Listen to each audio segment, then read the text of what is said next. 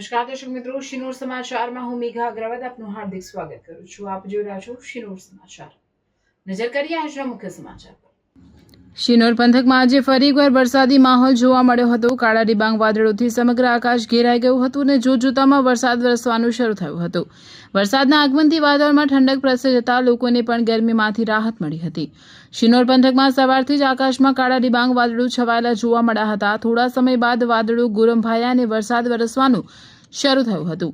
વરસાદ પડતા રસ્તાઓ સહિત સમગ્ર વિસ્તારમાં ઠંડક પ્રસરી ગઈ હતી. વરસાદના કારણે વાતાવરણ ખુશનુમા બની ગયું હતું, તો બીજી તરફ ખેતીલાયક વરસાદ વરસતા ખેડૂતોમાં પણ ખુશીની લાગણી જોવા મળી હતી. વરસાદથી પાકને ફાયદો થવાની આશા ખેડૂતોમાં જાગી છે. શિનોર પંથકમાં વરસાદી માહોલ વચ્ચે ચોમાસાની ઋતુનો વધુ એક સુંદર નજારો જોવા મળ્યો હતો.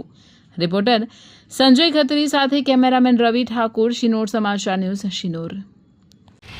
શિનોર તાલુકાની અંદર અત્યારે પાપ બહુ થતો હતો અજવણીયાથી.